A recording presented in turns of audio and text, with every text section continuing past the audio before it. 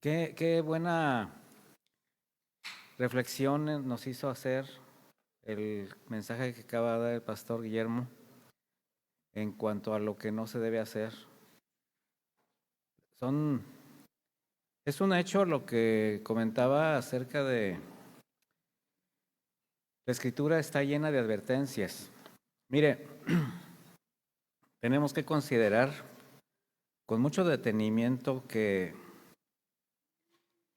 la palabra de Dios es totalmente preventiva. El trabajo del Espíritu Santo es totalmente preventivo. Es de guía, es de advertencia, es de confrontación.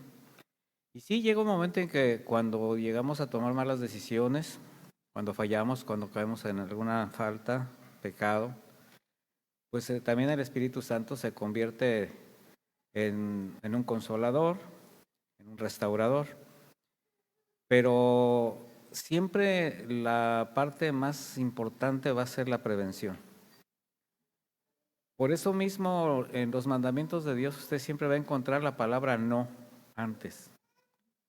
No mentirás, no robarás, no adulterarás, no codiciarás. ¿Sí se dan cuenta que los mandamientos todos dicen que no antes? ¿Por qué cree? Porque el hombre siempre dice que sí, en automático. Entonces el Señor lo que hace es advertirnos, no hagas esto, porque vas a tener una consecuencia. Y evidentemente lo que ayer comentaba de la naturaleza que tenemos implícita como seres humanos, independientemente de haber nacido de nuevo, independientemente de la guianza del Espíritu Santo, de los mandamientos, del conocimiento, de la santificación, bueno, esa lucha interior va a existir siempre. De ahí que la advertencia del Señor sea también permanente y que nosotros tenemos que, pues ahora sí que considerar con mucha seriedad para obedecerla. Porque pasada la advertencia, hecho de lado el consejo de Dios, pues las consecuencias no se van a dejar esperar. Y no porque el Señor esté tratando de buscar una condenación o venganza. No, no. Simplemente es una consecuencia de nuestra desobediencia. Porque el Señor ya dijo, no lo hagas, ¿verdad? Es como cuando usted le dice al niño, no corras, no brinques, no tomes esto, porque te va a pasar algo. Y el niño corre, brinca y le pasa algo. O sea, usted no está haciendo que él se caiga, usted le advirtió que no corriera para que no se cayera. Y el Señor como Padre es lo mismo que para con nosotros. ¿Y qué cree? Siempre lo va a estar haciendo. Entonces, es importante siempre atender el consejo de Dios, porque va a ser ese fundamento que nos permita, como hablamos ayer, cimentar en el fundamento, ¿verdad? Y bueno, construir. En esta segunda exposición vamos a hablar de ya fundamentando, ya habiendo cimentado, cómo vamos a construir. Y porque mire, cuando nosotros tomamos la decisión de unir nuestra vida a la persona que está ahí a su lado, es indudable que pues llegamos ilusionados. ¿Quién no se casó ilusionado? Con expectativas. Y la expectativa era para ser felices, para lograr metas, deseando lo mejor. Y así llegamos todos, como en un sueño, ¿verdad? Pisando las nubes, creyendo que todo iba a ser así, una luna de miel permanente. ¿A cuánto les gustaría tener otro, por ejemplo, que les dijeran, te puedes quedar aquí un mes, así, todo pagado, un mes completito? Y que alguien les dijera desde su tierra, no te preocupes, quédate ese mes, yo me hago cargo de lo demás. ¿Quién dijo de aquí soy? Pues todos. Así nos casamos, con esa expectativa de que todo fuese así, ¿verdad? Sin embargo, cuando despertamos a la realidad, o sea, ya nos casamos, ¿verdad? Y se disiparon las nubes, descubrimos que estábamos en la tierra. ¿verdad? Y eso no quiere decir que haya sido malo hacer expectativas y tener planes, ¿verdad? Pero cuando nosotros vemos nuestra realidad en el momento en que ya emprendemos la carrera matrimonial, nos damos cuenta que esos planes, esas expectativas, esos deseos sí se pueden lograr, pero que va a costar trabajo. Y ahora ese trabajo tiene que ser conjunto. Ya no puede jalar cada uno para su lado. Ya no puede pensar cada uno como quisiera hacerlo cuando era soltero. Y esa es una parte en la que empezamos a tener ciertas diferencias. ¿Por qué? Porque tú dices, no, es que a mí mi mamá me enseñó así. A mí mi papá me dijo, pues es nuestra experiencia inmediata, el consejo paterno, consejo materno. Pero cuando llegamos al matrimonio tenemos que entender que esos consejos, si bien fueron buenos y nos hicieron felices y funcionaron, y a lo mejor le funcionaron a nuestros papás, no necesariamente nos van a funcionar a nosotros, no necesariamente igual. Considerando que además los tiempos cambian. ¿Sí ha notado o sí tiene una convicción que el tiempo que usted está viviendo es muy diferente al que van a vivir sus hijos? Y los tiene que preparar para una generación mucho más difícil. Independientemente de todo lo que estamos viendo, la palabra dice que la maldad aumentará. Entonces aquí tenemos que proveer a nuestros hijos con los instrumentos, con los recursos para que ellos se puedan defender y salir adelante en la generación que les toque vivir. Mi esposa y yo, si Dios lo permite, cumplimos 47 años de casados para diciembre. Y ya el Señor sí. Pero mire, el Señor ya nos dejó ver nuestra tercera generación. Tenemos 2 bisnietas. Y se ve usted todavía joven, sí, pero es por la gracia de Dios. Pero yo no sé, ya estoy viendo la generación que le está tocando vivir a mis hijas. Mi hija menor tiene 44 años. Pero ellas tienen a mis nietos. Y yo a mis nietos ya no sé qué generación les pueda tocar. Y a mis bisnietas, menos. Tenemos que sembrar de tal manera como decía Memo hace rato, a veces somos tan egoístas que no nos damos cuenta que estamos sembrando para el futuro, pero de ellos. Y nos seguimos enfocando en nuestro propio presente. Es indudable que cuando nos casamos tenemos que entender que las cosas cambiaron para nosotros, que somos uno con nuestra pareja, que pues todo el pasado, bueno o malo, pues experiencias que nos están sirviendo para hacer nuestra propia construcción. Entonces, pues en el matrimonio, cuando estamos ya en esa posición de ver nuestra realidad con nuestra pareja, pues aunque había en él los proyectos y acuerdos comunes, que incluso se gestaron en el noviazgo, ¿cuántos hicieron planes cuando fueron novios? Pues todos. Pues por eso se casaron. Y luego, pues el novio, ¿verdad? Queriendo quedar bien, hasta se bañaba todos los días y la muchacha se acicalaba. ¿Verdad? Pero al otro día, hasta como... y nada más pasó una semana y no, hombre, las cosas cambiaron, ¿no? De repente volteé y ¿qué pasó? Empezamos a compartir otras cosas, hasta los olores. O sea, tenemos que ser, yo soy muy práctico, si se dan cuenta, o sea, tenemos que ser realistas de lo que vivimos. Entonces, sí, hicimos planes desde novios, había distinta forma de pensar, de ver las cosas, pero cuando empezamos a ver que teníamos que trabajar juntos, pues empezaron las desavenencias, que si no fueron tratadas con sabiduría, se derivaron en problemas. Quizás algunos planes se vinieron abajo. De inmediato se dieron cuenta que había cosas que indudablemente no iban a ser posibles, pues por cuestiones de carácter económicas. Pero hubo otras realidades que tocaron la puerta, ¿verdad? Y ahí comenzamos a trabajar juntos, desde conocernos, conocer a nuestra pareja, verdaderamente conocerla, su carácter, sus hábitos, como dije, sus aromas, sus muchos defectos, sus pocas virtudes.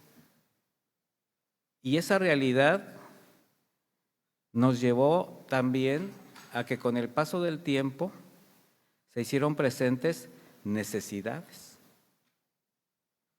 O sea, parece como que se empezó a romper mucho o un poco de lo que se pensó en el noviazgo. Y esto precisamente empezó a llevarnos a establecer lo que Memo mencionó como prioridades. Nos empezamos a dar cuenta que había planes que se quedaban de lado, situaciones que ya no eran posibles porque había prioridades que cumplir.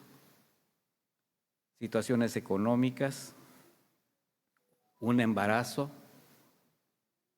Y ahí empezaron a cambiar las cosas, ¿verdad? Y fue cuando la vida matrimonial mostró su verdadero rostro. Ahora, esto no es una tragedia, al contrario, porque parece como que estoy diciendo, ay, ¿para qué me casé? No, mis hermanos, no. Lo que pasa es que esto nos debe demostrar que vivimos en el mundo, que somos terrenales, pero tenemos nosotros la ventaja de contar con el consejo de Dios. Esa es la diferencia.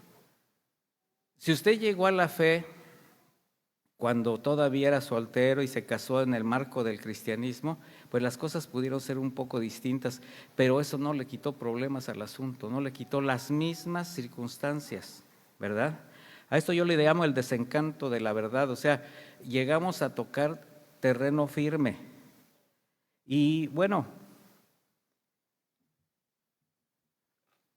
hay un gran porcentaje, mis hermanos, de parejas que no duran ni el primer año, y mucho menos en esta época, en esta generación. Y estoy hablando también de parejas cristianas. Cuando no sembraron correctamente, cuando no empezaron a edificar bien, cuando empezaron a ver las cosas desde perspectivas muy diferentes. Sin embargo, cuando hay bases firmes,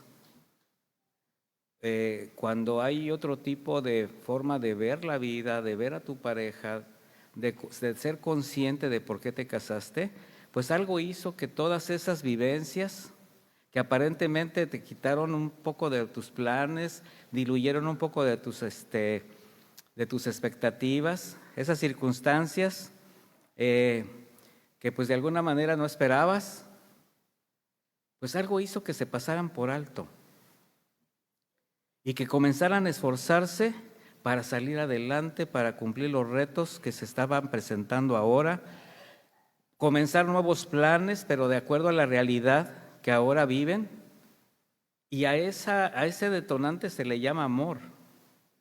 Algo hizo que a pesar de todas las circunstancias ustedes permanecieran juntos y permanezcan juntos. Por eso le decía que para quienes tenían ya conocimiento de Dios y de su palabra, es casi seguro que las cosas fueron más ligeras. Pero aún así no fueron distintas porque todos estamos en el mismo mundo. Sin embargo, como cristianos, si tenemos convicciones en la palabra de Dios, si creemos en Dios, pero también si le creemos a Dios, porque son dos cosas muy diferentes. O sea, usted me puede decir que cree en Dios, todos creemos en Dios. Salga a la calle y pregúntele a cualquiera si cree en Dios y qué cree que le va a decir, que sí.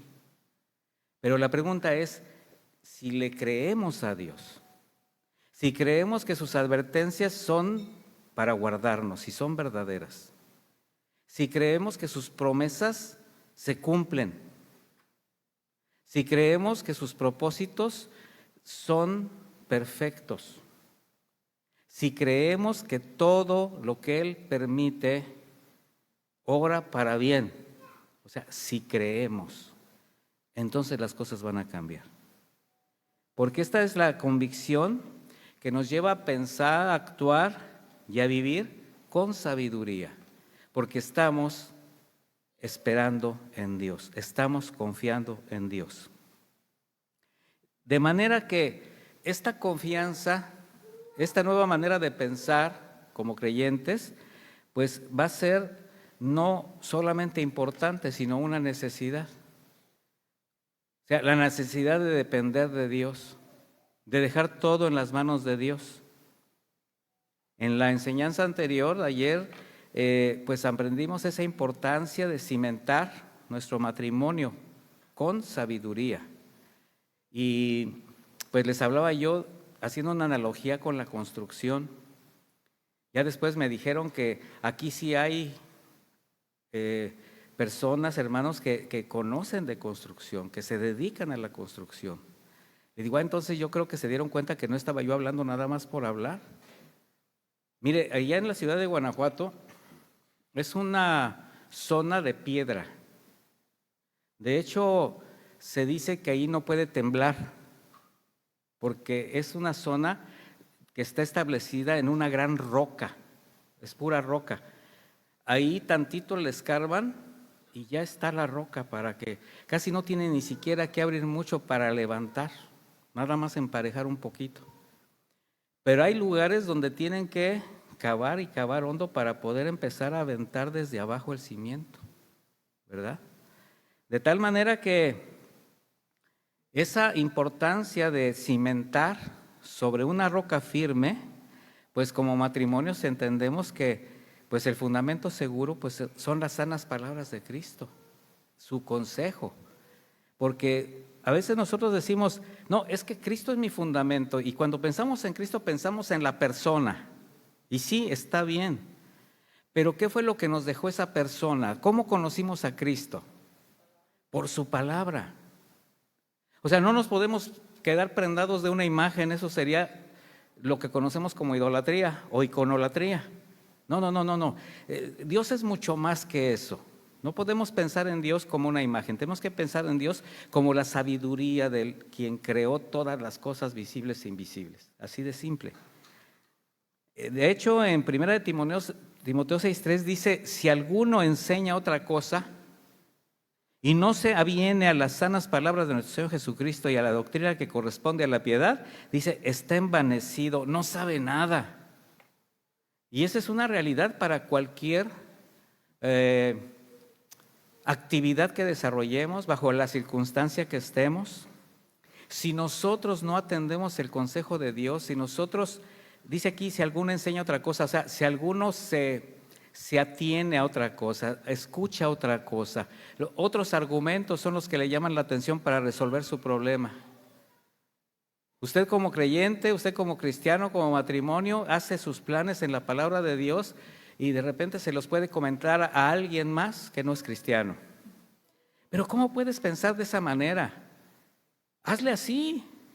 Mira, mejor pide un préstamo, no esperes a juntar, mira, pide un préstamo, están bien buenos y así, y usted empieza a ver, y tu casa va a salir más rápida y le empiezan a volar la cabeza.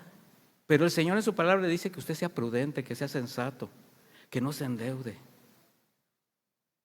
Pero si alguien le muestra otros argumentos y no se aviene a las sanas palabras de Cristo, dice, está envanecido. Ahora, nosotros sabemos que fuera del consejo de Dios va a haber un riesgo. Hablaba de los mandamientos de Dios y para mí siempre los he considerado como un cerco de protección.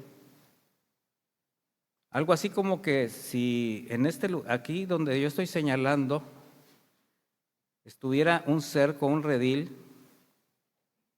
y aquí estamos fundamentados en las palabras de Cristo, sus mandamientos. Nos salimos y nos vamos al abismo, mis hermanos. Aquí es donde el Señor está poniendo no. Y empezamos a querer brincar como ovejitas descarriadas, ¿verdad? Entonces necesitamos aprender a definir nuestra fe con respecto a la confianza en la palabra de Dios. ¿Cómo construir sobre ese fundamento? Porque ahora estamos convencidos que la palabra de Dios es nuestro fundamento. Mire, le voy a decir algo. Nosotros, el pastor y yo, no nos pusimos de acuerdo para predicar en cuanto a las bases que íbamos a usar. Y así como ayer yo veía cómo desde la alabanza Andrés empezó a hablar acerca de la edificación y de la roca, yo dije, bueno, pues ya, cómo el Espíritu nos empata. Hace un momento que escuchaba yo a Memo tomar esta escritura que voy a leer, me dejó una plataforma impresionante para poderlos mandar a la alberca más rápido. Primera de Corintios 3:10 dice, según la gracia que Dios me ha dado, yo como perito arquitecto. Y está hablando Pablo. Ahora, Pablo se menciona como perito arquitecto, ¿por qué cree? Porque él lo que hablaba era conforme a la piedad. Hablaba las sanas palabras de Cristo. Se apegaba al fundamento. Entonces dice, puse el fundamento. No dijo, yo soy el fundamento. Dijo, yo puse el fundamento. ¿Qué fue lo que puso? Estableció la palabra de Dios en la vida de la iglesia. Mientras que otro sigue construyendo encima, esta es la versión de Reina Valera contemporánea, sigue construyendo encima, pero cada uno debe tener cuidado de cómo sobreedifica. Y esta palabra tener cuidado significa actuar con sabiduría. ¿Cómo sobreedificar? Porque nadie, dice, puede poner otro fundamento que el que está puesto, el cual es Jesucristo.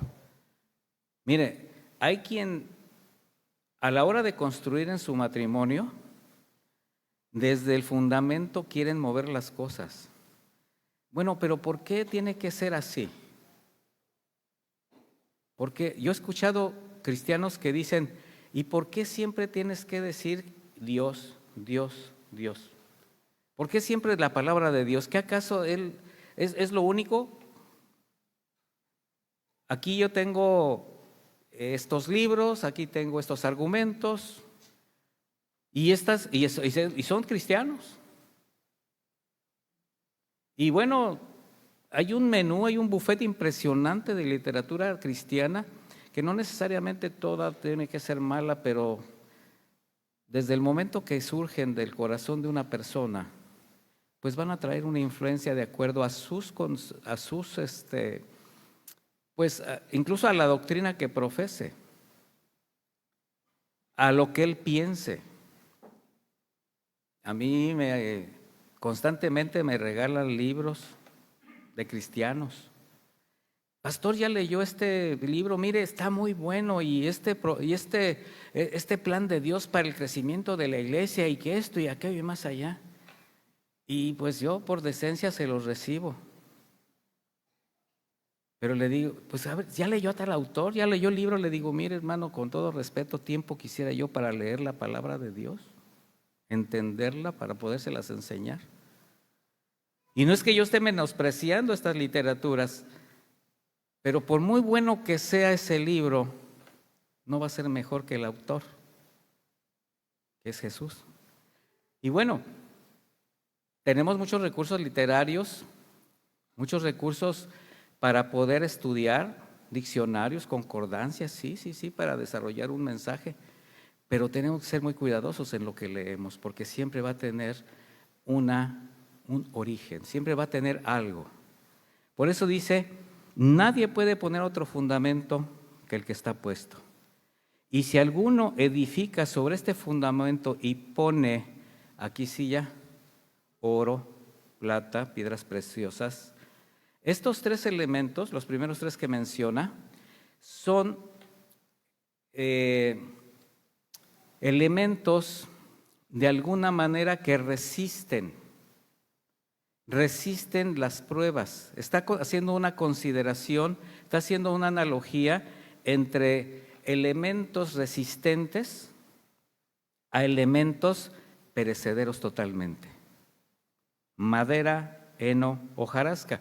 Imagínese si usted pone un diamante y le mete el fuego tremendo, ¿qué le va a hacer al diamante? Pues nada más lo va a calentar.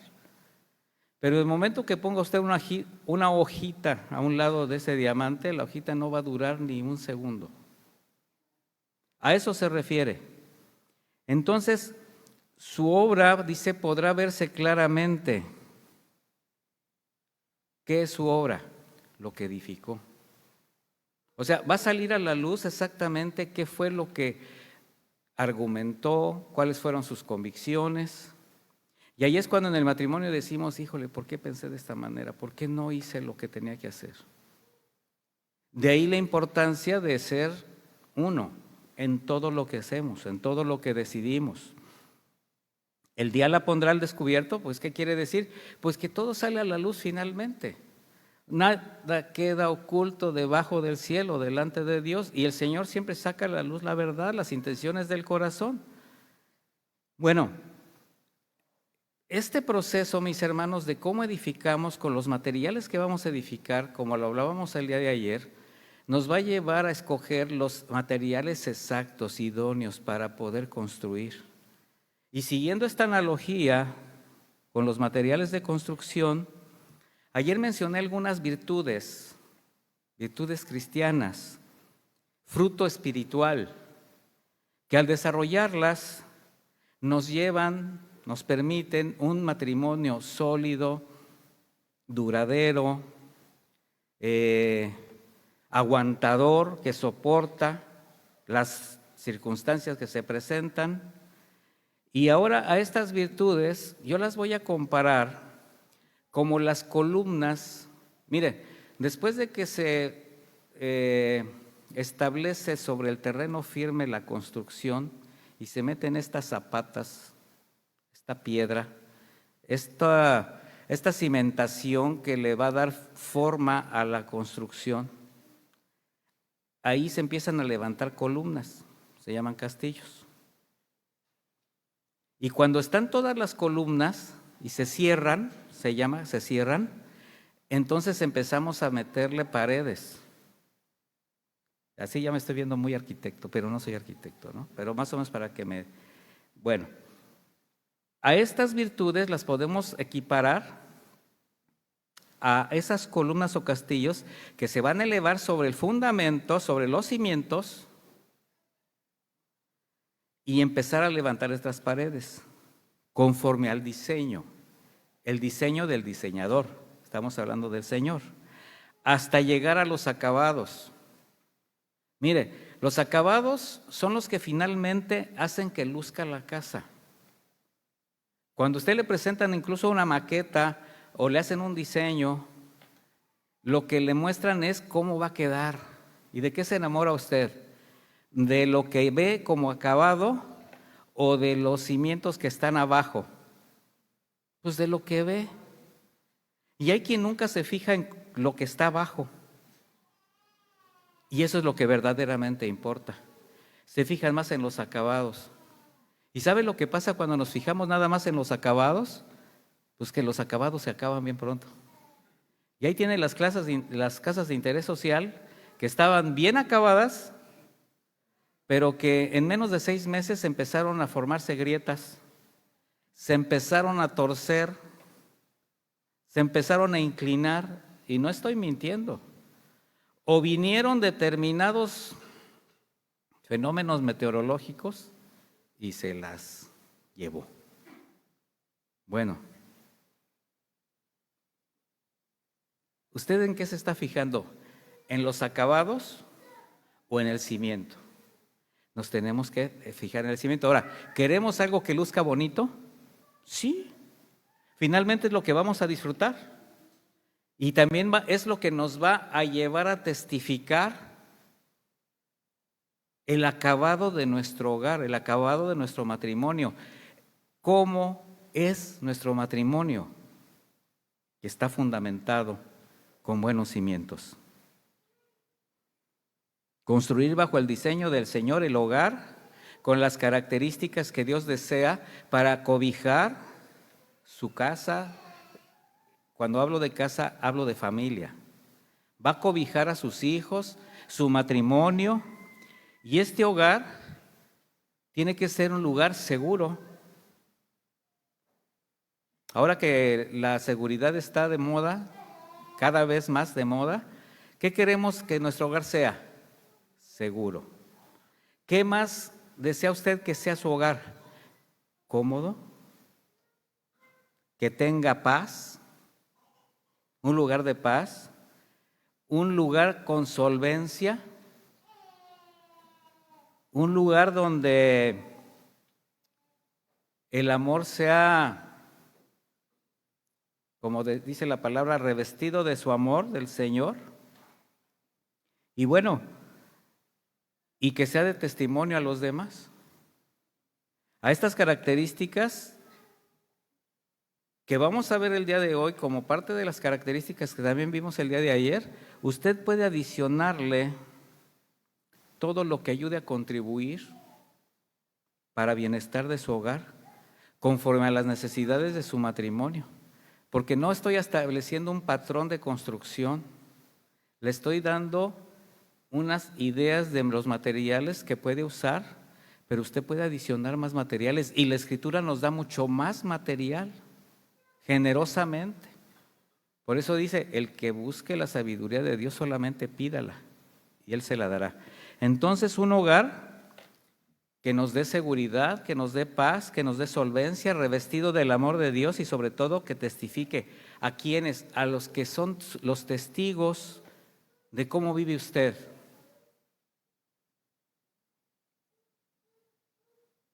Paredes con seguridad. Ahora le voy a decir, toda la construcción, o mejor dicho, toda construcción se pega con algo que se llama mezcla, ¿verdad?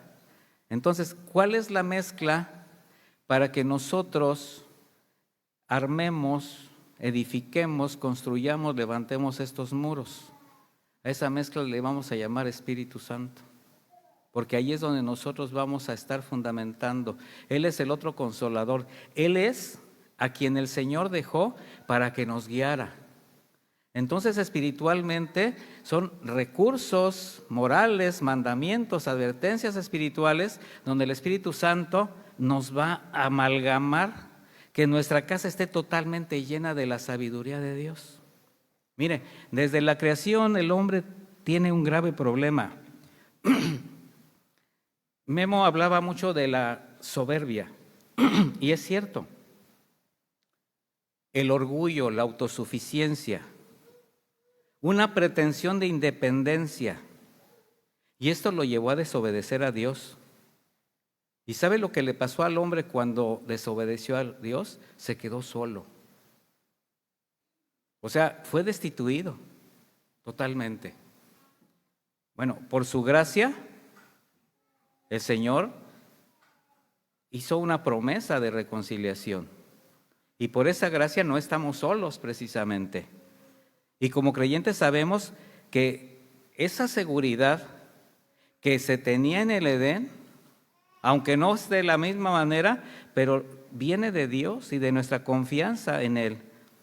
Por tanto, esa seguridad para nosotros significa que su palabra debe estar presente en nuestra vida. Mire, antes de entrar a la tierra prometida y que Moisés hiciera entrega de los mandamientos de Dios al pueblo de Israel, y le estoy hablando 40 años después de la primera ocasión que el Señor le dio los mandamientos, cuyos mandamientos no fueron entregados, fueron quebrados a causa del pecado y de la rebeldía y la idolatría del pueblo. Una gran parte del pueblo que no pudo entrar a la tierra prometida, la que se quedó en el desierto. Bueno, a la nueva generación, la que estaba a punto de entrar, lo primero que hace Moisés es recordarles precisamente el menosprecio a la palabra de Dios que sus antepasados hicieron. Su idolatría, su rebeldía, lo que atrajo para esa generación el castigo de caminar 40 años en el desierto y en ese trayecto ser probados, y solamente de toda esa generación, ¿sabe cuántas familias entraron? 2. la de Caleb y la de Josué. ¿Sabe cuánta gente salió de Egipto? Aproximadamente 1,000,000 de personas. O sea, es impresionante. A veces porque pues, lo vimos en la película del Príncipe de Egipto, en las caricaturas, ¿verdad? O en películas que han hecho, ¿no? El Éxodo y Reyes. O sea, ha habido tantas producciones, incluso majestuosas. Pero esto fue algo impresionante, mis hermanos, porque no solamente salió el pueblo de Israel, salieron con ellos muchos egipcios que creyeron en las advertencias del Señor, que fueron, de alguna manera, formaron parte de ese éxodo. Pero esos mismos egipcios fueron los que también fueron tropiezo para el pueblo de Israel, porque fueron los que se empezaron a quejar. Bueno, todo eso espiritualmente lo tenemos alrededor nosotros. Gente que cree en Dios, pero que se desanima y quiere regresar y te quiere traer a ti de regreso. Fiel a su pacto, nuestro Señor les entrega la tierra donde fluía leche y miel, efectivamente, pero que tendrían que ganar con esfuerzo, con trabajo. Tenían que luchar, pero siempre con el respaldo de Dios. Pero siempre condicionado a cumplir sus mandamientos, a no desechar el consejo de Dios. Y en Deuteronomio 6:6, cuando están a punto de entrar, Moisés les hace entrega de estos mandamientos. Y vamos a leer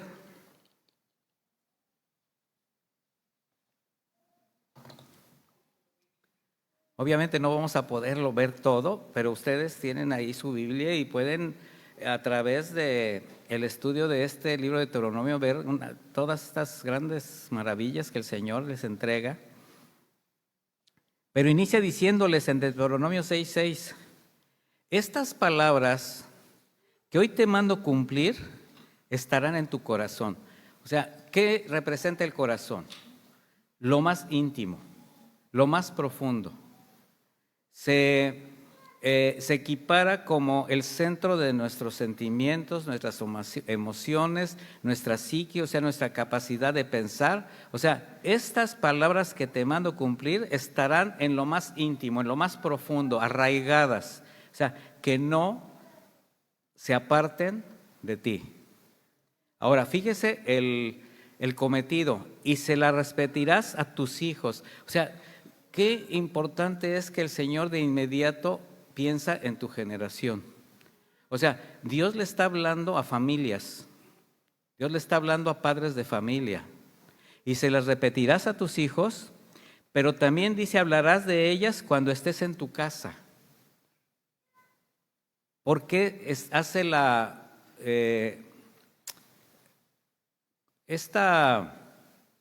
este énfasis en que lo tienes que hacer dentro de tu hogar? Porque tu casa es lo más importante que debes de tener en tu corazón para poder empezar a edificar, mi hermano. Tu casa representa tu esposa, en este caso tu esposo, tus hijos, y bueno, para quien el Señor les ha dado más generaciones, es su casa. Y cuando vayas por el camino, aquí ya está hablando de un caminar como cristianos, con convicciones. Cuando te acuestes, cuando te levantes, o sea, ¿cuándo es esto? Siempre. Entonces, el cumplir, el caminar en los estatutos del Señor es ¿cuándo? Siempre. Tan fácil como siempre. Y Dios no ha cambiado, mis hermanos. Fiel a su pacto de bendecir todas las familias que por la fe confían en Él, este pacto que hizo con Abraham, en quienes guardan sus mandamientos, ahora bajo la gracia lo ha entregado como una heredad a cada casa, a cada matrimonio, donde Él promete guardarlo, cuidarlo, proveerlo. Sin embargo, así como Israel, con todas las evidencias y pruebas que el Señor estaba con ellos, a causa de su rebeldía, de su incredulidad, de la desconfianza, caían ellos constantemente en lo que fueron advertidos. Lo primero, la idolatría. Lo segundo, la influencia del entorno. Y cuando nosotros empezamos a voltear los ojos precisamente a esas cosas que nos rodean, o sea, es inevitable, mis hermanos, que entendamos que nosotros estamos en medio de una generación corrupta y perversa. Así dice la Escritura. A donde tú voltees vas a encontrar eso, gente incrédula, gente idólatra. De toda la gente con la que tú tienes relación a lo largo de tu día,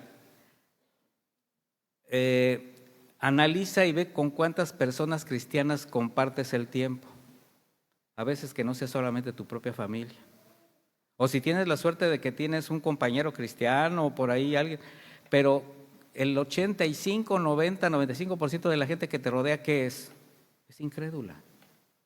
Entonces, nosotros tenemos que saber, entender que esa influencia, también así como el Señor dice que guardes siempre su palabra en tu corazón, es porque siempre va a haber algo que te quiera influir, siempre, para que rechaces los dardos del enemigo. Bueno,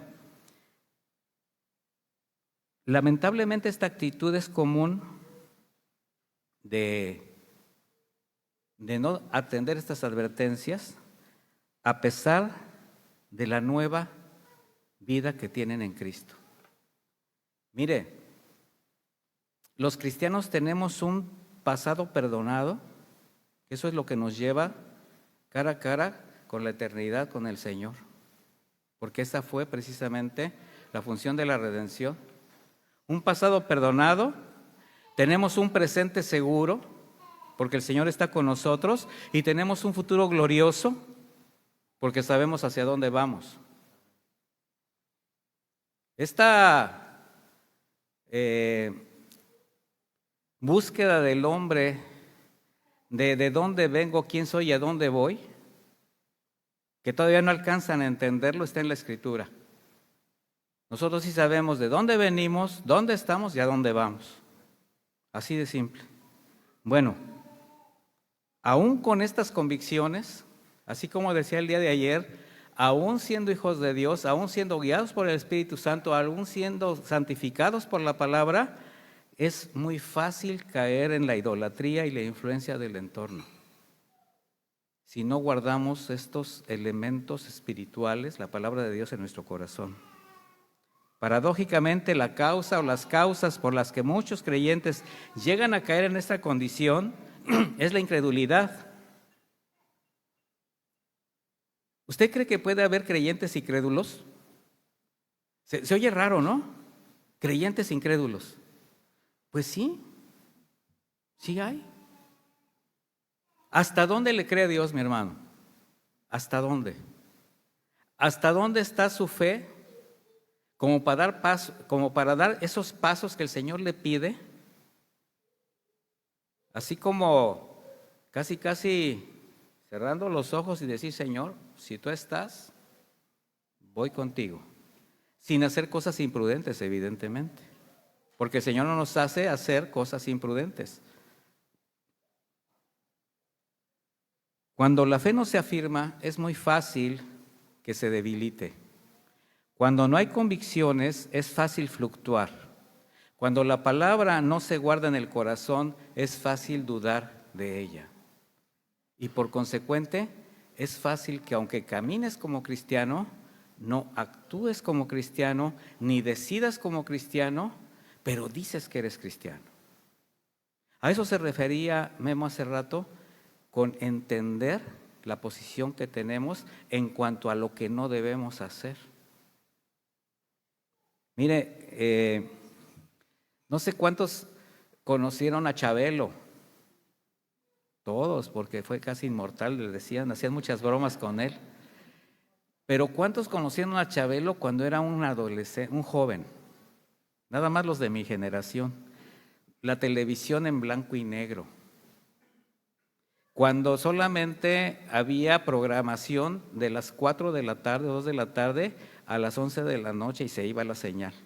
Bueno, como a las 6 de la tarde había un programa con Chabelo. Y había una sección que se llamaba Mi conciencia y yo. Y yo me acuerdo porque yo estaba pequeñito y yo la veía. Y hablaba de lo que se debe hacer y de lo que no se debe hacer. Y ahí con Chabelo pues yo aprendí cosas que no debía hacer y cosas que sí debía hacer. Ahora pregúnteme cuáles hacía yo. Las que no debía hacer. Porque era niño. Y como todo niño, actuaba como niño, pensaba como niño. ¿Sabe a dónde voy? Ahora nosotros tenemos una forma de ver las cosas diferentes. Ahora sí sabemos cuando estamos fallando.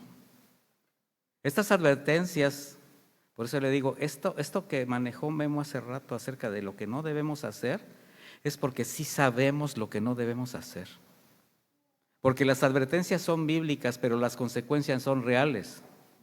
¿Cuántos de nosotros como matrimonios hemos sufrido las consecuencias de nuestra desobediencia, de nuestra falta de acuerdo, de nuestra carencia de sabiduría en el trato con nuestra esposa, con nuestro esposo? Entonces, mis hermanos, si nosotros descuidamos que su palabra esté bien afirmada en nuestro corazón, que nuestras convicciones sean reales, que ejercitemos nuestra fe para madurar y crecer espiritualmente, si lo hacemos, entonces vamos a estar construyendo un hogar seguro, porque sí es un hogar sobre la roca. Salmo 127:1 que dice: si el Señor no edifica la casa, de nada sirve que los edificadores se esfuercen. O sea, tú te puedes despedazar tratando de construir tu casa, tratando de ser un buen esposo, una buena esposa. Y créeme, esos esfuerzos son válidos. Hasta cierto punto son dignos de admiración. Pero si no están fundamentados en las advertencias, en la palabra de Dios, aunque te despedaces, mi hermano, aunque te canses, no van a dar el mismo resultado si estás fundamentando en el consejo de Dios. O sea, ¿quién es el que debe de construir la casa, edificar la casa? Es Dios. ¿Quién es el fundamento? El Señor.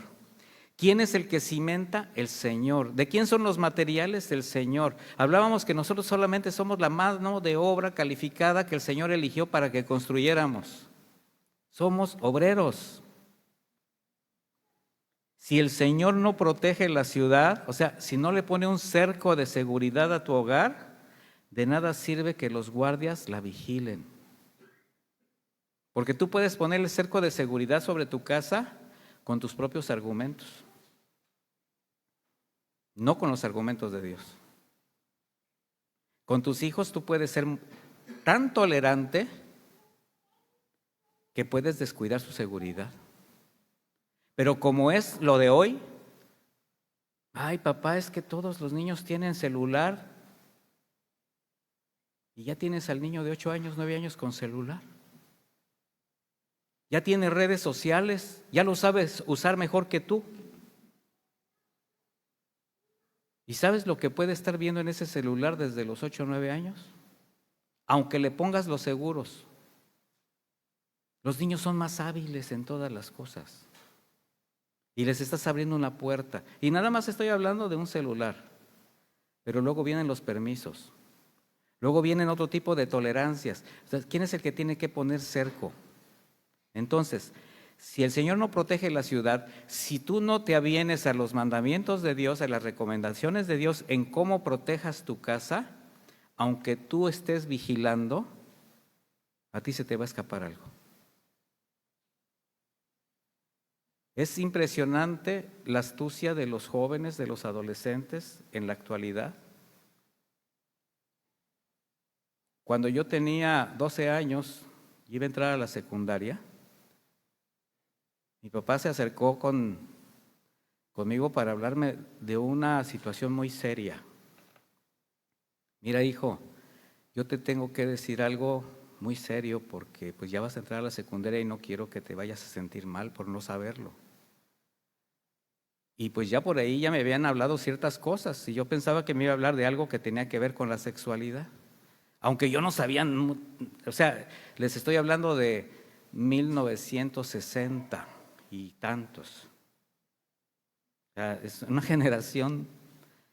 ¿Qué creen que me dijo? Los santos reyes somos los papás.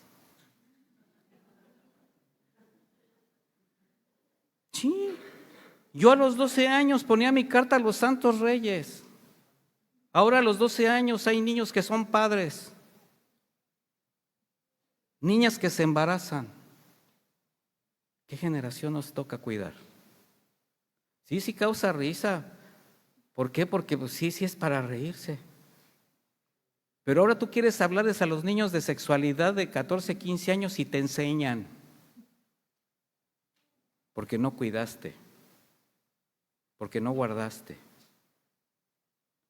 Aunque te esforzaste por vigilar, tú como guardia, como no lo hiciste de acuerdo a los argumentos de Dios, a los señalamientos y las advertencias de Dios, dejaste que se involucraran, dejaste que a tu propio hogar empezaran a entrar cosas que antes solamente veíamos en la televisión, que decíamos, no, esto no puede suceder dentro de mi casa. Y ahora convives con eso. De ahí la importancia, mis hermanos, de retomarle el camino, de regresar a las sendas antiguas, dice el Señor, de volver los ojos al Señor, porque tenemos la gran responsabilidad de edificar conforme al Señor y que el Señor nos indique cómo guardar nuestro hogar. Entonces, ¿cuándo va a ser tu hogar un hogar seguro? Cuando el Señor edifique, cuando el Señor guarde. ¿Cómo va a ser tu hogar un hogar de paz? Ese hogar de descanso, ese espacio privado, pues que es tu hogar, que sea placentero, mis hermanos. Mire, un lugar difícil de abandonar. ¿A qué voy? Aunque sea por breve tiempo. Ese hogar donde el esposo se sienta tan contento del hogar que tiene, la familia que tiene, la esposa que tiene, que hasta se le hace difícil salir a trabajar y decir, me quiero regresar a mi casa. Pero ¿cuántos esposos salen y dicen, ay, me tengo que regresar a mi casa? A verle todo, a ver esas actitudes, a ver esas cosas que sí saben a lo que me refiero. Porque alguien no está haciendo su parte. O se va el esposo y dice la esposa, ay, aleluya, ojalá que le den horas extras. Mire, me gusta ser práctico. Tenemos que ser prácticos. Pero si tu hogar es un hogar de paz, un oasis donde reposar en medio de aguas tranquilas, verdes pastos, ese territorio acotado a todo lo que pretenda quitar tranquilidad, todo lo que te pretenda quitar la paz, que sobrepasa todo entendimiento, ese lugar donde tú llegas y aunque vengas agobiado, aunque llegues cansado, tú dices, ya estoy en el lugar donde tengo que estar siempre. Con el abrazo de tu esposa, el amor de tus hijos, la atención de saberte amado, de que es un lugar placentero. Mire, es el lugar donde a los hijos se les haga difícil hasta casarse. No es el lugar donde los hijos están esperando a ver cuándo salgo, cuándo me caso, cuándo alguien viene por mí. ¿Sabe que una gran proporción de mujeres, de señoritas que se casan porque no aguantan su hogar? Conocí a una hermana que decía, yo le dije a mi mamá, si usted no cambia aquí, si estas cosas no cambian en la casa, en el primer gancho que pase yo me agarro. Y muchas están así, o muchos están así. Pero si tu hogar es ese oasis, ese lugar placentero, ese lugar de paz, ¿qué va a pasar con tus hijos? Trabajo les va a costar. Cuando mis hijas se empezaron a casar y bueno, cuando el nido empezó a quedar vacío, ¿no? Así se dice, así muy a lo cristiano. Pues uno dice, no, pues como que ya cumplí. Pues ya estamos cada vez solos. No, mis hermanos, nos creció el circo.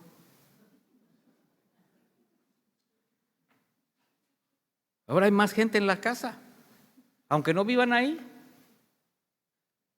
Cada 8 días, y ya es y una hija y el yerno y hasta bisnietas. Navidades de 5 se convirtieron en 20.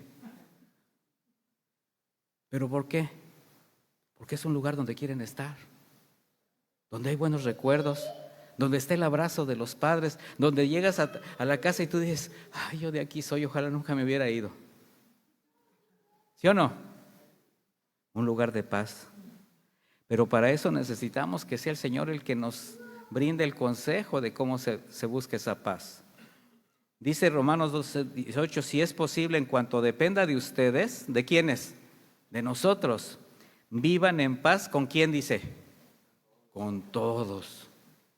¿Y dónde comenzamos? Pues en la casa.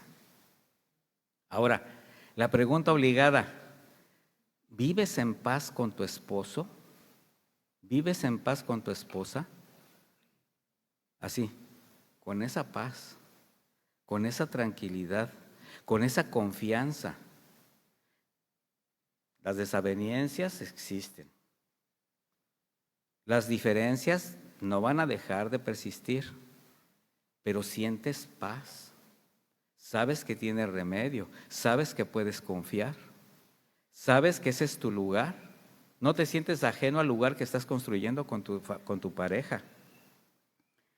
La paz es esa condición que permite la relación de armonía entre las personas. Pero ¿sabe qué? Esta es tan frágil que aún buscándola se puede perder en cualquier momento.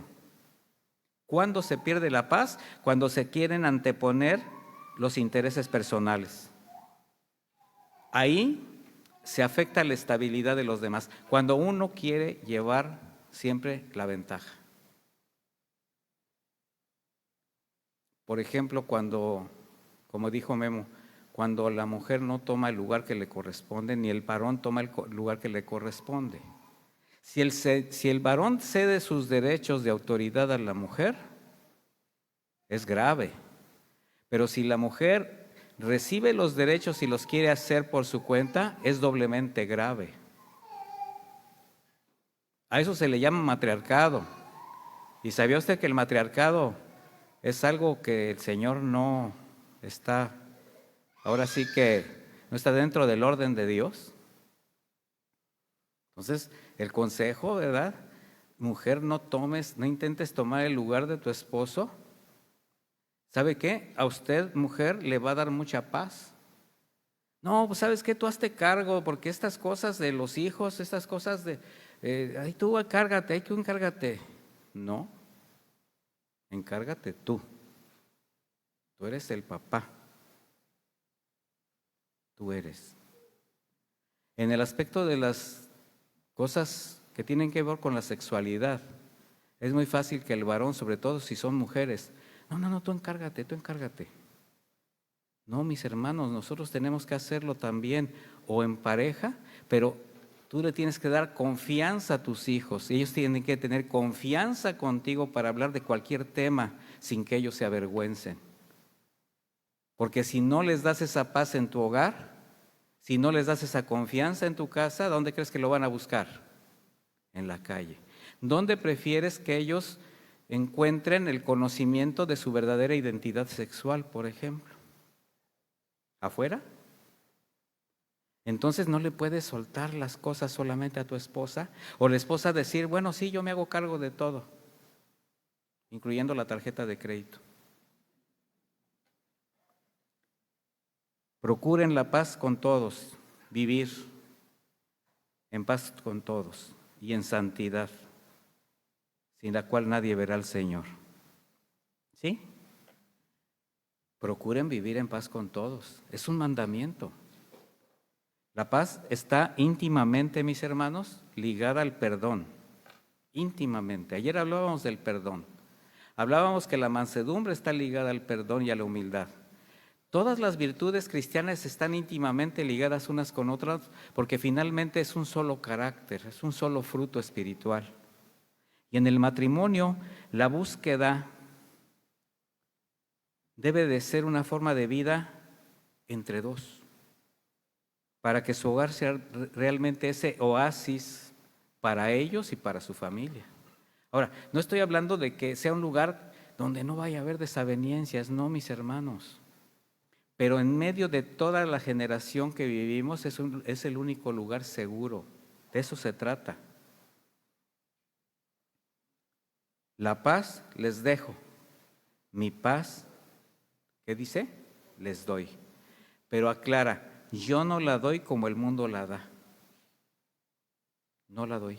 Entonces, ¿la paz la vas a buscar en el mundo? No.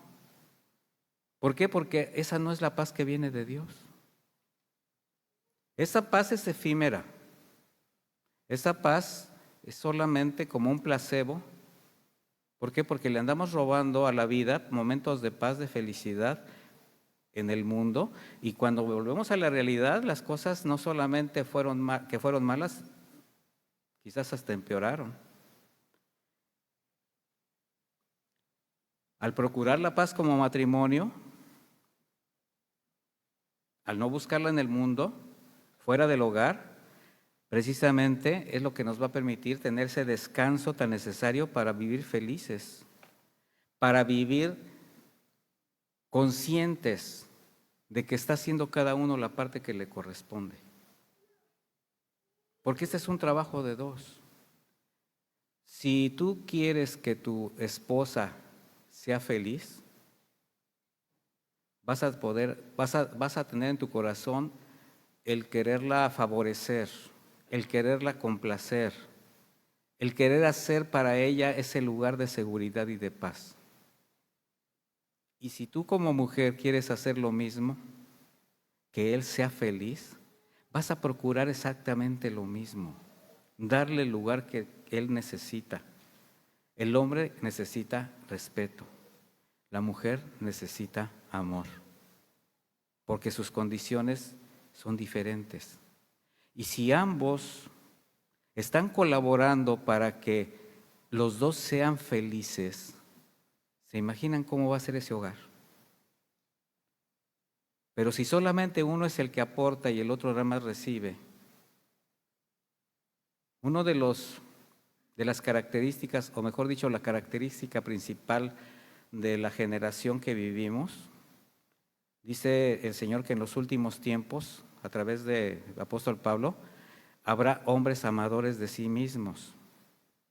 Y después de ser amadores de sí mismos, viene una serie de características impresionantes, lo pueden leer, pero comienza siendo amadores de sí mismos. O sea, viendo solamente para sí, egoístas. El egoísmo va en contra de la paz. El egoísmo va en contra de la estabilidad. ¿Qué necesito? Darle a la persona que está a mi lado, a mi familia, aquello que yo quisiera para mí mismo. ¿Tú quieres vivir bien, varón? ¿Quieres que las cosas sean así como de mucha paz, tranquilidad, armonía? Que así sea tu familia para contigo. ¿Tú qué tienes que hacer? Pues procurarlo, lo mismo. Igualmente la mujer. Y ese es el testimonio que le van a dejar a sus hijos, porque ellos es lo que van a aprender. Así como tú aprendiste de tu casa y te trajiste a tu hogar parte de esas costumbres, de esos hábitos, de ese conocimiento que quieres aplicar a tu hogar hoy, porque sabes que fue bueno, qué mejor que esté fundamentado en la palabra de Dios. Entonces estamos hablando de un lugar seguro, de un lugar de paz, que debe ser tu casa, un espacio, un lugar que tenga solvencia, y me estoy refiriendo a la solvencia económica. ¿A quién no le gusta tener solvencia económica? Que su hogar no tenga problemas, circunstancias que pongan en riesgo su estabilidad financiera. La solvencia es la capacidad de resolver económicamente cualquier carencia o deuda. Pero también la solvencia es la capacidad de poder contraer compromisos con la seguridad de que pueden pagar. O sea, la solvencia indica sabiduría en el manejo de sus finanzas. Que ustedes aprendan a gastar lo que saben que sí pueden pagar. Y no les estoy dando una clase de economía, pero es algo muy simple. El marketing, la publicidad, ¿a qué nos lleva en esta generación? A consumismo. Cada vez los plazos de las tarjetas de crédito son más largos, 18 meses, 24 meses, y te lo manejan durante todo el año. Desde enero hasta diciembre hay diferentes ofertas, desde el Viernes Negro, Hot Sale, Julio Regalado, no sé, todos tienen algo que ofrecer. Navidad, época navideña, y todos a 18 meses sin intereses. Y ese día que tú te embarcaste a 18 meses sin intereses, llega el siguiente, no sé, de diciembre, pues el día de los novios, del amor y de la amistad, otra vez 18 meses sin intereses. El día de la mamá, 18 meses sin intereses. El día del papá, otra vez Navidad. Llega un momento en que ya no tienes nada, todo lo debes a 24, 18 y 35 meses sin intereses. Pero estuvo muy barato. Entonces, para un matrimonio la solvencia es primordial porque un hogar solvente da seguridad a quienes lo habitan, les da paz. ¿Y sabes que darle solvencia a tu hogar es darle amor? Darles esa seguridad financiera a tu familia representa lo que los amas, porque no los vas a exponer a algo que puede venir legalmente. Tenemos que ser prácticos, mis hermanos. Romanos 13:8 dice, no deban nada a nadie, excepto el deber de amarse unos a otros. Si aman a su prójimo, cumplen con las evidencias de la ley de Dios. Si amas a tu prójimo como a ti mismo, entonces, ¿quién es tu semejante, tu prójimo inmediato? ¿Tu familia? Hay un dicho coloquial que dice que cuando el hambre entra por la puerta, el amor sale por la ventana. ¿Sí han oído ese? Ahora, ¿será cierto? Pues de acuerdo al mundo, sí. Hace rato hablábamos de que los matrimonios a veces no duran ni el primer año. Y uno de los problemas es por eso. Pero entre cristianos, ¿será que tiene que ser así? ¿En dónde está la frase? ¿Dónde quedó? Estaré contigo en la abundancia y en la escasez. O sea, ¿tendremos que aprender a estar con nuestra pareja entre las buenas y las malas, sí o no? Pero también tenemos que ser responsables para darle seguridad a nuestra familia.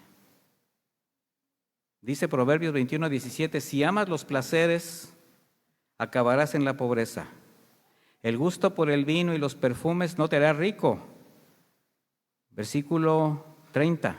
Riquezas y perfumes hay en la casa del sabio, en la casa del necio solamente hay despilfarro. O sea, la Biblia es muy práctica, mis hermanos. Nos enseña a ser mesurados. Nos enseña a estar conformes con los que el Señor nos da, sabiendo que jamás nos dejará de su mano. Y este es un acto de confianza a su palabra. A mí me gusta hacer esta pregunta porque yo sé que en este aspecto de las finanzas, pues las cosas siempre se ponen un poco difíciles. Pero si, por ejemplo, ahorita alguien le regala a usted $1,000,000, ¿qué haría? ¿Quién le gustaría $1,000,000? Mire, ya ahorita ya unos hasta miraron para arriba. Ya se lo gastaron. ¿Será que usted necesita $1,000,000? Pregúntese, ¿será que necesita ese $1,000,000? Bueno, a lo mejor sí, a lo mejor lo debe. Vamos a pensar que alguien llega y le dice, aquí está el pago total de todas tus deudas. Así, le dejan limpias literalmente todas sus deudas. Tarjetas en cero. Pero le dicen, te voy a dejar todas tus cuentas saldadas, pero entrégame tus tarjetas. O usted dice, ya saldé todas las tarjetas, vuelvo a tener otra vez mis 18 meses sin intereses. De verdad, o sea, esa es la parte. Quizás usted quiere saldar sus deudas para volverse a endeudar. ¿O será que el Señor quisiera que usted dejara de tener cualquier tipo de deuda para que le dé solvencia a su familia y que aprenda a ser conforme con lo que Él le da? Dice Filipenses 4:11, no lo digo porque tenga escasez, pues he aprendido a estar contento en cualquier situación. ¿A estar cómo? Contento. Sé vivir con limitaciones y sé también tener abundancia. En todo y por todo estoy enseñado, tanto para estar satisfecho como para tener hambre. Lo mismo para tener abundancia que para sufrir necesidad. A ver, ¿todos ustedes tienen esta convicción? Que estén como estén, van a estar conformes, porque eso es lo que dice Pablo. Y enseguida dice, todo lo puedo en Cristo que me fortalece. Entonces, ¿dónde aplica esta frase? Porque esta frase sacada de contexto es así como que en victoria, hermano, en victoria, estoy bien, todo lo puedo en Cristo que me fortalece. Ahí es donde la manejan de manera emocional. No, Pablo nos está enseñando que todo lo podemos en Cristo que nos fortalece cuando tenemos conformidad con lo que Él nos da. La pregunta es, ¿todo lo puede en Cristo porque lo fortalece? ¿Tiene usted conformidad con lo que Dios le da todos los días? ¿En qué lado están? En la ausencia de sabiduría que fomenta el despilfarro, exponiendo su relación, su integridad, su estabilidad como familia, donde la decisión de hacer una inversión, gastarse un recurso, tiene que ser entre los dos. ¿O para la mujer le es fácil endeudarse por su cuenta para que le llegue la sorpresa al marido? ¿O el marido endeudarse por su cuenta para que después la esposa se dé cuenta de los problemas que le acarreó la decisión al hogar? ¿O está usted en el lado de la buena administración, la sabia administración que le lleva a la conformidad en lo que el Señor por su misericordia, por su bondad le provee cada día? Mire, qué sabio es aprender a identificar entre quiero y necesito. Si usted lo quiere, tiene que pensar primero si lo necesita. Pero si usted, por ejemplo, hermana, tiene 70 pares de zapatos, con una gama de rosas, de verdes, de azules, de amarillos, y ve otro amarillo. Pero si ya tiene 7 pares de amarillos, pero mira, entre ese tono y ese tono, ese no lo tengo. Ese no lo tengo. Y es el que me combina para mañana. Miren, las hermanas están así. Y los hermanos están, tómala. ¿Quiero o necesito? Para el varón es lo mismo. Ay, esa pantalla, pues apenas si se ve el foot. No, una de todo, de que me sienta yo adentro. Miren, familia, les compré una pantallota y él hasta esconde el control. O sea, estamos hablando de cosas prácticas. Entonces, solvencia, mis hermanos, y la solvencia la va a dar la sabiduría en el manejo de sus finanzas. Si alguno de ustedes ha caído en un bache económico y reconoce que ha sido por una mala decisión, primeramente no se condenen, no discutan, no se lastimen diciendo, mira cómo estamos por tu culpa, no. Tomen un arreglo, lleguen a un acuerdo, hagan un esfuerzo conjuntos para salir del problema y no vuelvan a hacerlo. Así como a la mujer adúltera, ni yo te condeno, vete, pero no peques más. Y ante todo, bueno, nuestro matrimonio tiene que estar revestido de amor. Vamos a ponerle ahora el acabado.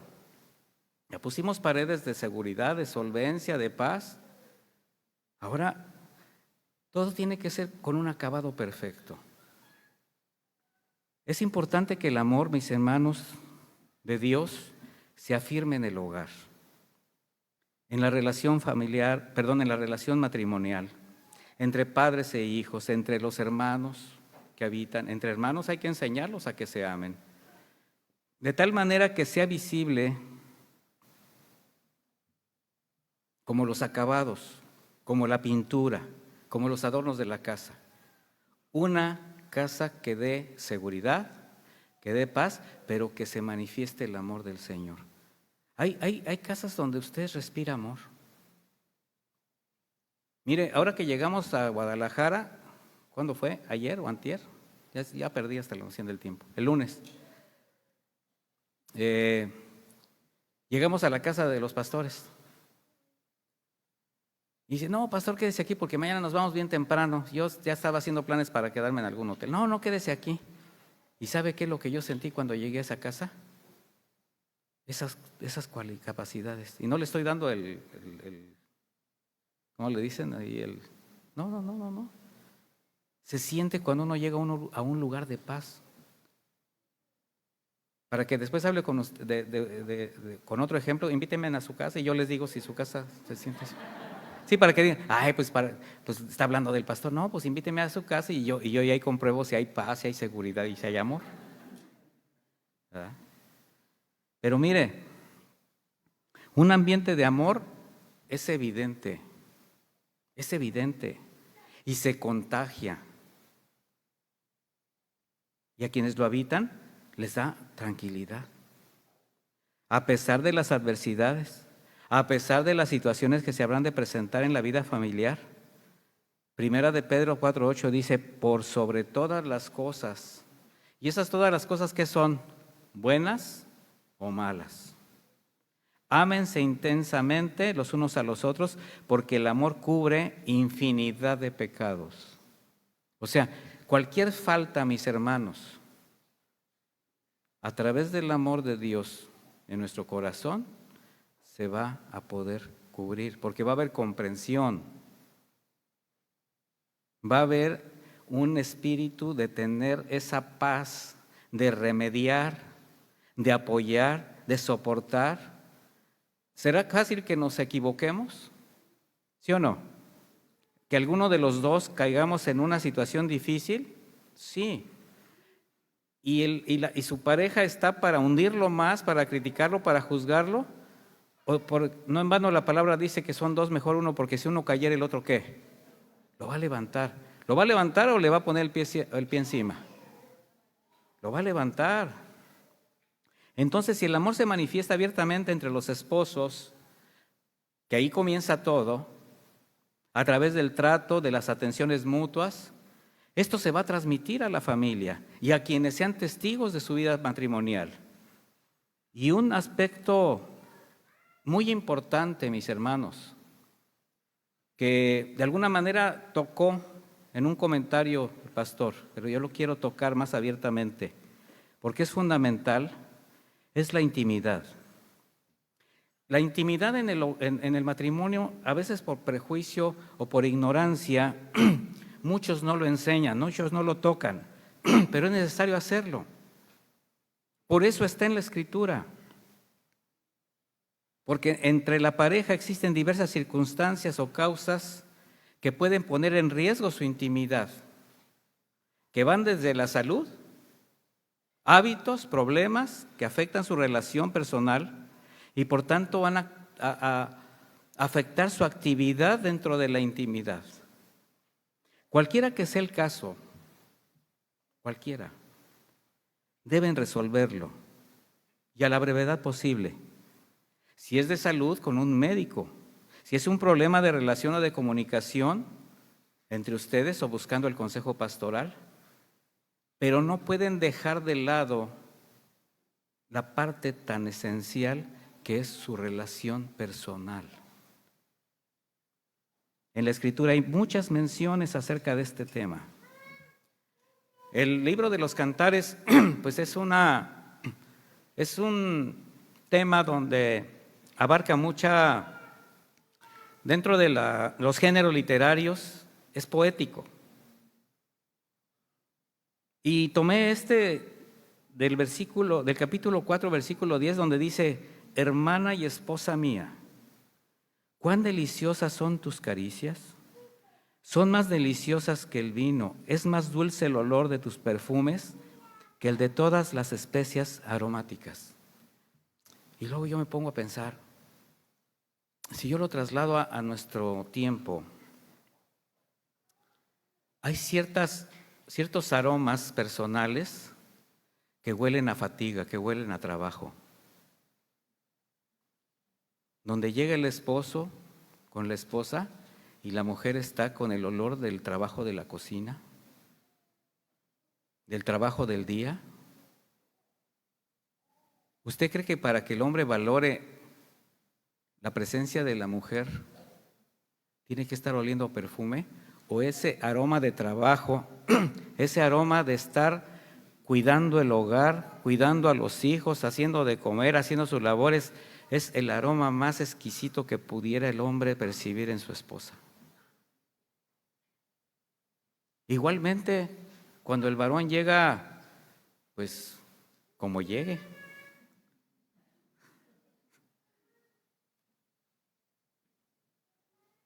Dice Proverbios 5:18: sea bendito tu manantial y alégrate con la mujer de tu juventud.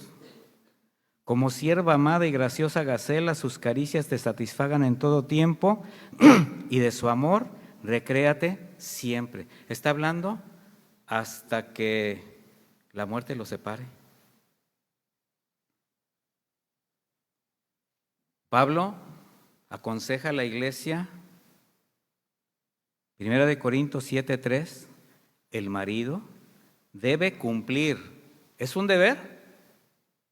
Sí, ¿verdad? Con el deber conyugal con su esposa. Lo mismo que la mujer con su esposa, con su esposo. La mujer ya no tiene poder sobre su propio cuerpo sino su esposo, y tampoco el esposo tiene poder sobre su propio cuerpo sino su esposa. No se nieguen el uno al otro, a no ser algún tiempo de mutuo consentimiento, pero para dedicarse ¿qué? A la oración, para buscar a Dios. Pero vuelvan luego a juntarse, no sea que Satanás los tiente por no poder dominarse. Habla de infidelidad a causa de un menosprecio a la intimidad, sí, pero también habla de una forma de menosprecio, de desatención, donde la pareja empieza a perder el interés por su cónyuge. Es importante, mis hermanos, que en todas las áreas de su vida, que tengan que ver con lo emocional, con lo práctico, estamos hablando de la paz, estamos hablando de la solvencia, estamos hablando de la intimidad, el consejo del Señor esté en su hogar. Y testimonio. Regresemos a Deuteronomio 6, y ya con esto salimos para que se puedan ir a refrescar. Deuteronomio 6:8. Y las atarás en tu mano como una señal, y las pondrás entre tus ojos como frontales, y las escribirás en los postes de tu casa y en tus puertas. ¿Qué representa esto? Atar las palabras del Señor a tus manos es hacer evidente tu fe a través de tus actos de honestidad, de un trabajo honrado. Ponerlas entre tus ojos como frontales representa una conducta sobria, una conducta recta, sin lascivia, emanada de una manera nueva de pensar. Escribir las palabras en la puerta de tu casa es hacer evidente el testimonio de un hogar fundamentado en la roca. Que tus puertas hablen de lo que encierra tu hogar.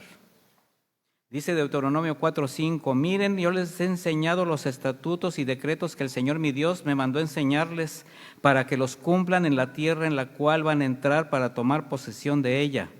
Cumplan con ellos, pónganlos por obra, porque esta es su sabiduría y su inteligencia a los ojos de los pueblos, los cuales oirán todos estos estatutos y dirán: ciertamente es un pueblo sabio y entendido, es una gran nación.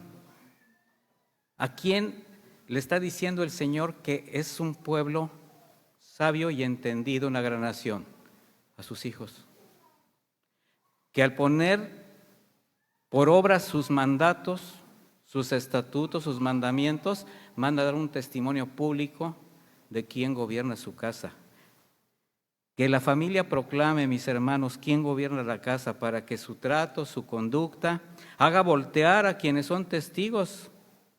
Que se pregunten, ¿qué tiene de especial esa familia que vive de esa manera? Un matrimonio que quienes llegaron a conocerlos en su pasado, quizás con vicios, con rompimientos, con falta de respeto, ahora son testigos de su amor, ahora son testigos de la nueva vida que tienen. Porque el matrimonio, mis hermanos, jamás será una casa terminada. Siempre habrá algo que hacer, una reparación, una construcción más, un cuartito más, un adorno más, un acabado más para embellecerla, para hacerla más confortable. ¿Y quiénes creen que van a construir? ¿Quiénes creen que tienen que embellecer cada vez ese hogar más? Ustedes, nosotros.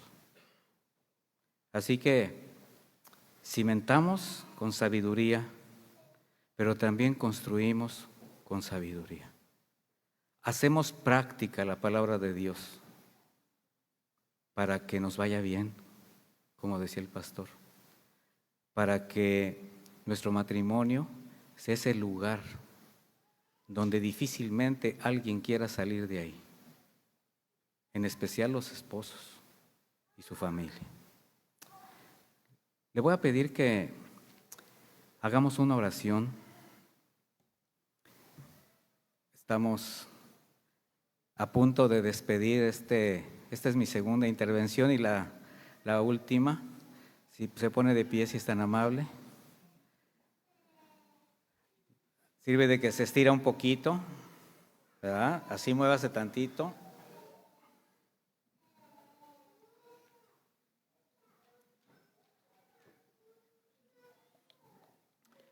¿Ha estado aprendiendo, mi hermano? Mi consejo, un consejo que hago personal,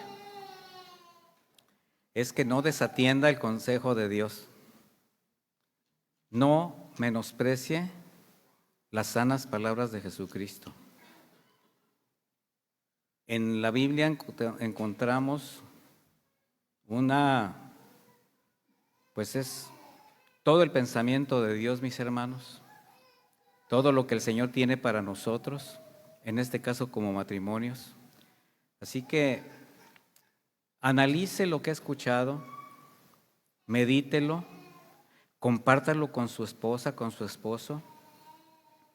Es tiempo de, quizás hasta de limar asperezas con lo que han escuchado.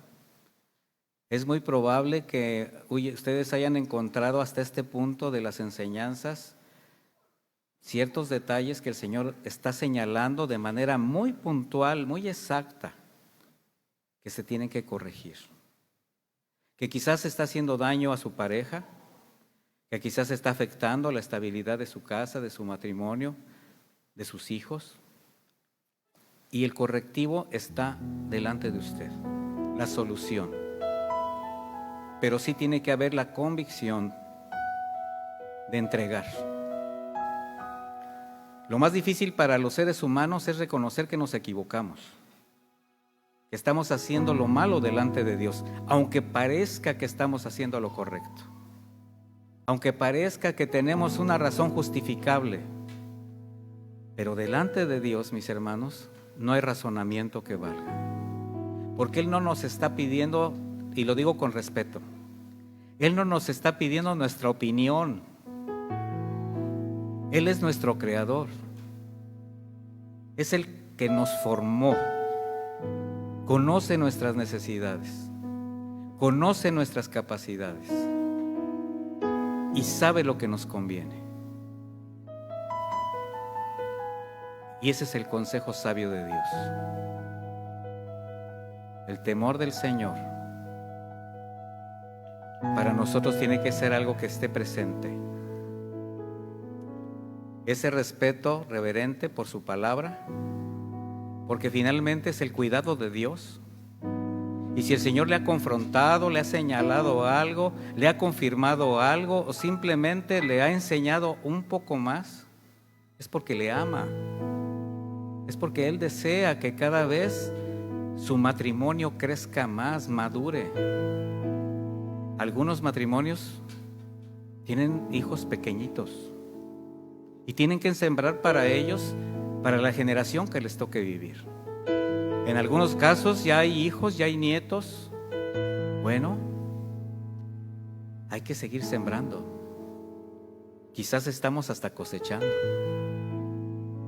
Pero cualquier cosa que ustedes consideren digna de ser cambiada, háganlo. No menosprecie el consejo de Dios. Bendito Dios, te damos gracias en esta bella tarde, Señor. Nos has dado hasta este momento momentos de reflexión con tu palabra y podemos simplemente decirte, Señor, que reconocemos en este cuidado que tu corazón está pensando en cada matrimonio que está en este momento, tanto aquí como para quienes vayan a escuchar este mensaje, Señor. Que tú tienes pensamientos y planes de bien para cada uno de nosotros como matrimonio, Señor. Y que aquí está la mesa puesta, Señor. Aquí están los fundamentos, aquí están los materiales, aquí está el diseño, para que solamente nosotros, como una obra, mano de obra calificada, construyamos, pero bajo tu orden, con tu diseño, con tus recursos, con tu palabra. Gracias, Señor, por extender este cuidado, esta misericordia, por recordarnos que somos falibles, que nos equivocamos, pero también por recordarnos que tú estás con nosotros, que tu presencia va con nosotros y que solamente extiendes un poquito más de tu misericordia y de tu gracia para que cada uno de nosotros tome tu consejo, lo ponga por obra y compruebe tu voluntad agradable y perfecta. Así que muchísimas gracias, Señor. Bendice a cada matrimonio. Dale sabiduría, Señor. Toca sus corazones. Si hay algo que les ha lastimado hasta hoy, algo que entre ellos mismos haya provocado alguna desaveniencia, algo que quizás les esté lacerando de tal manera que han pensado hasta en soltarse, Señor, dales convicción. Porque a eso hemos venido, Padre eterno, a ser reconciliados contigo y a ser reconciliados cada uno con su esposo, con su esposa, y tomar decisiones y comenzar de nuevo. Así que muchísimas gracias, Señor, y bendice a mis hermanos, bendice a mis hermanas, bendice su casa, su familia, su provisión, su trabajo, a sus hijos, a sus nietos, la generación que venga, Señor. Muchísimas gracias en el bendito nombre de Jesús. Amén y amén. Que Dios les bendiga.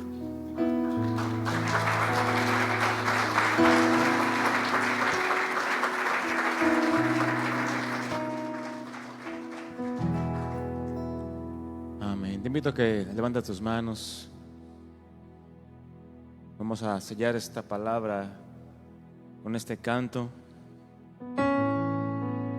diciéndole al Señor juntos como matrimonios. Tómense de las manos y decirle: Señor, ayúdame a edificar mi hogar, mi matrimonio con sabiduría, no con mis pensamientos, sino con tu palabra, con tu instrucción, para poder así edificar, Señor, algo duradero y que pueda durar, Señor,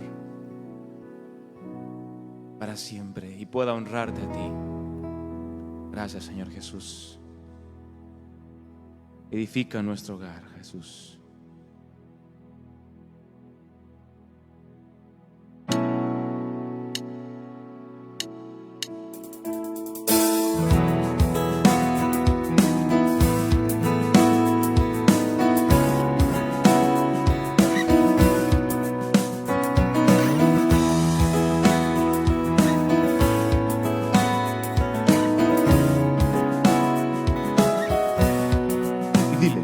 He venido ante ti a traerte, oh Señor, mi familia para que te adore.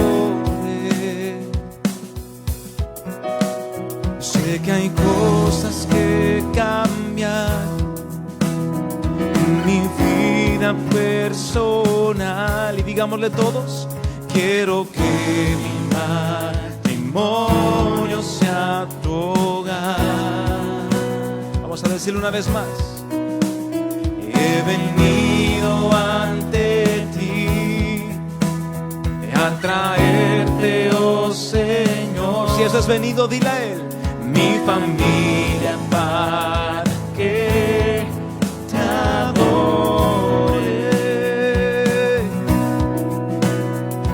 Hay cosas que cambian en mi vida personal y quiero que mi matrimonio sea tu hogar.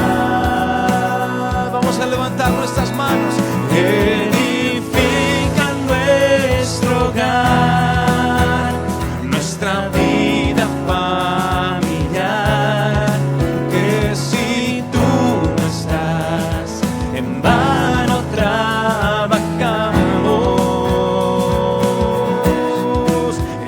Edifica nuestro hogar, nuestra vida familiar, que si tú estás, hay virtud en el hogar. Vamos a decirle: edifica nuestro hogar, nuestra vida familiar, que si tú no estás, en vano trabajamos. Trabaja en nuestra casa, Señor. Edifica nuestro hogar, nuestra vida familiar, que si tú estás, hay virtud en el hogar.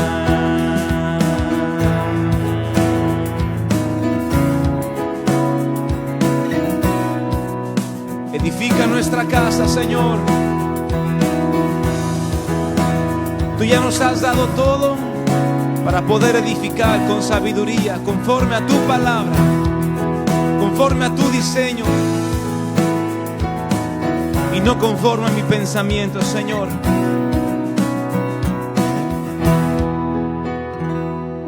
Gracias, Jesús. Te honramos a ti porque tú eres fiel. Amén. Le damos un fuerte aplauso a nuestro Dios. Gracias, Jesús. Que tú seas el fundamento en nuestras vidas y en nuestros matrimonios. Amén. Amén. Hermano, la mejor inversión que usted pueda hacer en su vida no es en la bolsa de valores, ni en la de aquí de México, de Estados Unidos o la de Suiza, donde sea. La mejor inversión que usted puede hacer en su vida es invertir en su matrimonio. Y esto es invertir en su matrimonio, mi hermano. No lo echemos en saco roto, porque si lo echas en saco roto, ¿qué pasa? Se pierde ese conocimiento.